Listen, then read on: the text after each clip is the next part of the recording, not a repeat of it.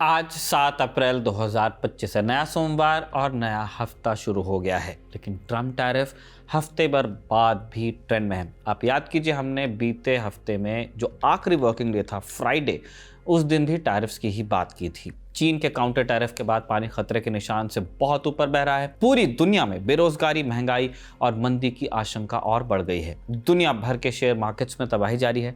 7 अप्रैल को भारत में सेंसेक्स 2000 से ज्यादा पॉइंट्स गिर गया। निफ्टी में भी 742 अंकों की गिरावट दर्ज हुई।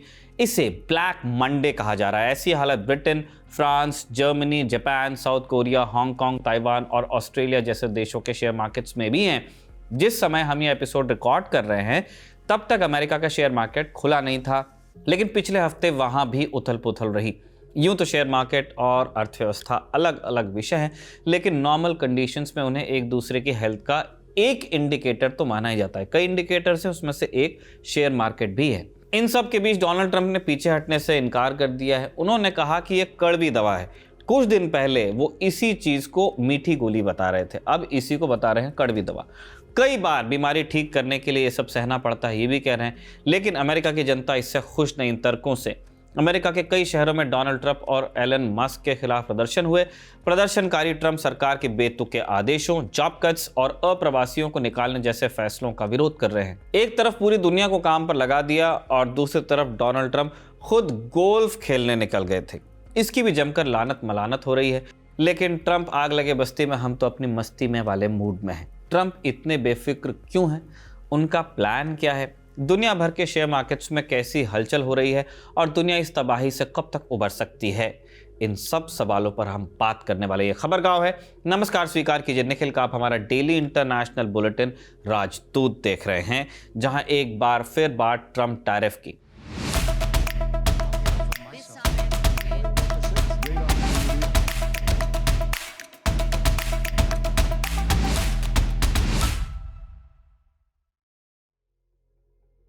पहले ये गोल्ड कार्ड आप देख लीजिए। इसकी कीमत है $50 लाख, हिंदुस्तानी रुपए में लगभग 43 करोड़।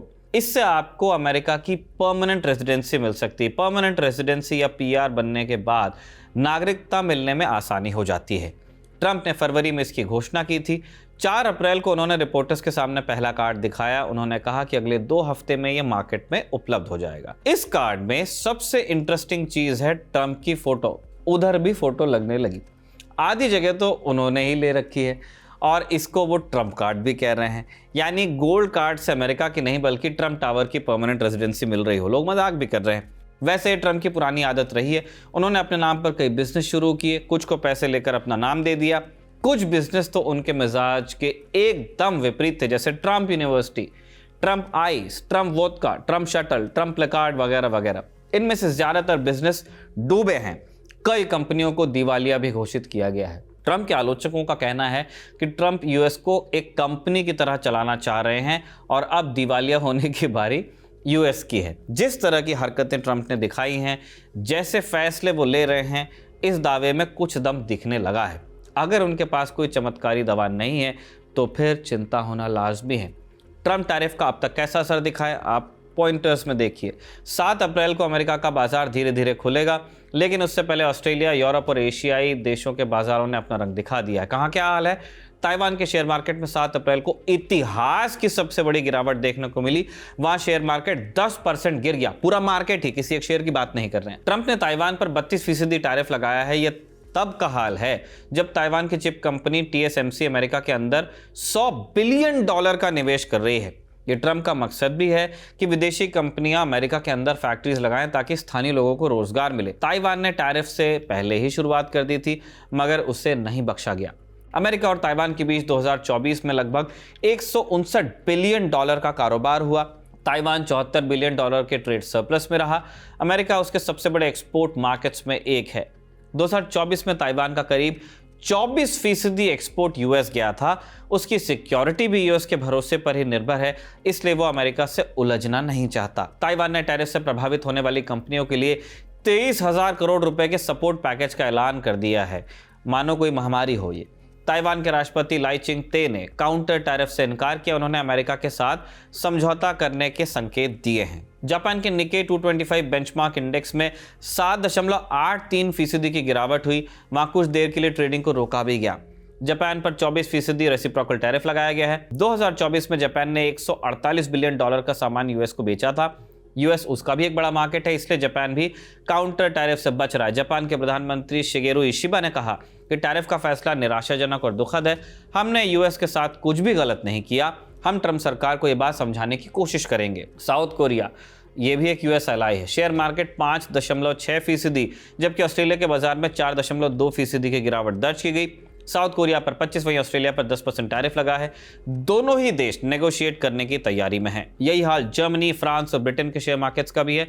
वहां भी गिरावट जारी है, लेकिन कोई भी देश मुकाबले के लिए आगे नहीं आना चाहता है। अभी तक सिर्फ एक देश ने ट्रंप टैरिफ का कड़ा विरोध किया है और काउंटर टैरिफ भी लगाया है। वो देश है चीन। उसने 4 अप्रैल को यूएस पर 34% टैरिफ लगा दिया। 2 अप्रैल को ट्रंप ने इतना ही टैरिफ चाइनीज प्रोडक्ट्स पर लगाया था। वो फरवरी और मार्च में भी चीन पर 2 बार 10% टैरिफ लगा चुके थे। तब चीन ने सिर्फ वार्निंग देकर छोड़ दिया था, मगर अब की बार उसने लड़ाई में शामिल होने का मन बना लिया है। 5 अप्रैल को चीन के विदेश मंत्रालय ने कहा कि ट्रंप बुली करने की कोशिश कर रहे हैं। वो टैरिफ का इस्तेमाल इंटरनेशनल इकोनॉमिक्स और ट्रेड ऑर्डर को बिगाड़ने के लिए कर रहे हैं। अपने हितों को दुनिया के हित से ऊपर रख रहे हैं और ये अंतर्राष्ट्रीय ट्रेड रूल्स के खिलाफ है। चीन ने भी कहा कि हम अपनी संप्रभुता, सुरक्षा और अपने हितों को बचाए रखने के लिए हर एक जरूरी कदम उठाएंगे। चीन ने रेयर अर्थ मिनरल्स के यूएस एक्सपोर्ट को भी कंट्रोल कर दिया है। इन मिनरल्स का इस्तेमाल डिफेंस से लेकर एआई इंडस्ट्री तक होता है। इन्हीं मिनरल्स के लिए ट्रंप यूक्रेन को रूस के हाथों बेचने को तैयार हो गए हैं। चीन ने 16 अमेरिकी डिफेंस और एरोस्पेस कंपनीज की लिस्ट जारी की है। उन्हें जरूरी सामान के एक्सपोर्ट पर बैन लगा दिया है। इसके अलावा 11 और यूएस कंपनीज को अनरिलायबल एंटिटीज की लिस्ट में शामिल कर दिया है। इससे उन्हें चीन में ऑपरेट करने में दिक्कत आएगी। एक्सपर्ट्स का कहना है कि चीन जैसे को तैसा जवाब दे रहा है। यह दिखाता है कि वो अमेरिका के साथ ट्रेड वॉर में किसी भी हद तक जाने को तैयार है और ये पूरी दुनिया के लिए चिंता की बात है, क्योंकि जब 2 हाथी लड़ते हैं तो कुचली जाती है घास। दरअसल अमेरिका दुनिया में सबसे बड़ी अर्थव्यवस्था वाला देश है। चीन दूसरे नंबर पर आता है। दोनों देश दुनिया के सबसे बड़े ट्रेड पार्टनर्स भी हैं। 2024 में अमेरिका ने $7 ट्रिलियन, जबकि चीन ने $6 ट्रिलियन से ज्यादा का कारोबार किया था।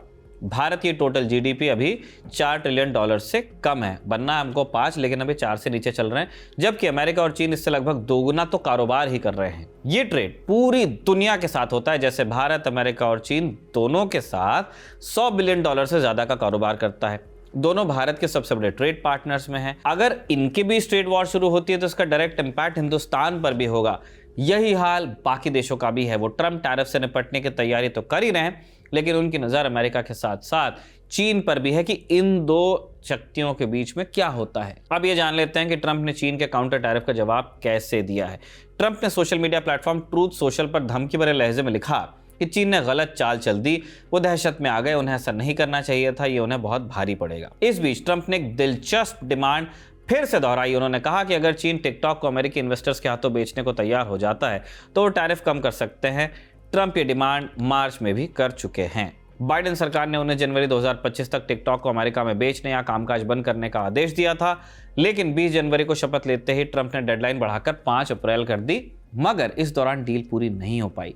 4 अप्रैल को ट्रंप ने डेडलाइन 75 दिनों के लिए और आगे बढ़ा दी। बार बार डेडलाइन बढ़ा रहे हैं, इसका मतलब कुछ है इनके दिमाग में। कई अमेरिकी कंपनियां टिकटॉक खरीदने की कतार में, लेकिन चीन सरकार के अप्रूवल के बिना ये डील पूरी नहीं होगी और मामला यहीं अटका है। जानकार कहते हैं कि ट्रंप के लिए ईगो, जबकि चीन के लिए आत्मसम्मान का मसला बन गया है। अभी जान लेते हैं कि टैरिफ वॉर का चीन के शेयर मार्केट पर कैसा असर दिखा। चीन के ऑटोनोमस प्रांत हांगकांग में बाजार 13% से ज्यादा गिरा। ये 1997 के बाद एक दिन में हुई सबसे बड़ी गिरावट है। मेनलैंड चाइना के शेयर बाजारों में भी 7% से ज्यादा की गिरावट देखने को मिली। गिरावट रोकने के लिए सरकार समर्थित निवेशकों ने मोर्चा संभाला है। ये मार्केट में पैसा लगा रहे हैं ताकि दूसरे निवेशकों में भरोसा कायम रहे। इंडिया आइए। वैसे इंडिया के हाल आपको अपने पोर्टफोलियो में दिख ही रहे होंगे, लेकिन फिर भी कुछ तो हम बताएंगे आपको। भारत पर ट्रंप ने 26% टैरिफ लगाया है। गवर्नमेंट ऑफ इंडिया ने काउंटर टैरिफ नहीं लगाया है। उन्होंने अमेरिका के साथ नेगोशिएशन पर जोर दिया है, लेकिन राहत की उम्मीद कम है और इसी वजह से 7 अप्रैल को भारत के स्टॉक मार्केट में जबरदस्त गिरावट देखने को मिली। शुरुआत में सेंसेक्स 3300 पॉइंट से ज्यादा गिरा, जबकि निफ्टी में 1000 से ज्यादा अंकों की गिरावट हुई। हालांकि बाजार बंद होते होते थोड़ा सुधार भी देखने को मिला। सेंसेक्स 2227, जबकि निफ्टी 742 अंक नीचे बंद हुआ। एक्सपर्ट्स के मुताबिक ट्रंप टैरिफ भारत के लिए बहुत सारी चुनौतियां लेकर आया है। लेकिन इस आपदा में कुछ अवसर भी हैं। भारत के पास 140 करोड़ से ज़्यादा की आबादी है, अपने आप में ही बहुत बड़ा मार्केट है, सो लोकल कंजम्पशन इजीली बढ़ सकता है। इसके लिए ज़रूरी है कि लोगों की आमदनी बढ़े, यानी कि स्पेंडिंग कैपेसिटी। एक और बात है, अमेरिका ने चीन पर 54, बांग्लादेश पर 37, वियतनाम पर 46% टैरिफ लगाया है। उनकी तुलना में हिंदुस्तान पर कम टैरिफ लगा है। चीन, बांग्लादेश और वियतनाम के लिए अमेरिका बड़ा मार्केट है। वो अपनी मैन्युफैक्चरिंग का बड़ा हिस्सा यूएस को एक्सपोर्ट करते हैं। टैरिफ के बाद उनके प्रोडक्ट्स की डिमांड कम हो सकती है। उस स्थिति में हिंदुस्तान विकल्प बन सकता है, बशर्ते यहाँ पर इंफ्रास्ट्रक्चर, स्किल और माहौल तैयार किया जा सके एंटरप्रेन्योरशिप के लिए। अपॉर्चुनिटी वाली बात तभी कारगर हो सकती है जब ट्रंप अपने डिसीजंस पर स्टेबल रहे। अब इनका मन कब बदलता है, दावे से कोई नहीं बता सकता, हम भी नहीं। यही अनिश्चितता पूरी दुनिया पर भारी पड़ रही है, इसलिए तबाही से निकलने का फिलहाल तो रास्ता दिखता नहीं है। इस बीच अमेरिका की इन्वेस्टमेंट बैंकिंग कंपनी गोल्डमैन सैक्स ने अमेरिका में मंदी की आशंका बढ़ा दी है। उनका कहना है कि अगले 12 महीनों में अमेरिका में मंदी के चांस 35% थे। ट्रंप टैरिफ के बाद उन्होंने इसे बढ़ाकर 45% कर दिया। मीनवाइल ट्रंप कुछ भी सुनने को तैयार नहीं। वो महंगाई और मंदी की आशंका को नकार दे रहे हैं।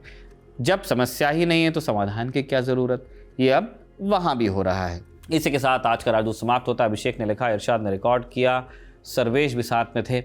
खबरगांव को लाइक, शेयर और सब्सक्राइब आप करते रहिए। कल फिर मुलाकात होगी। शुक्रिया, शुभ रात्रि।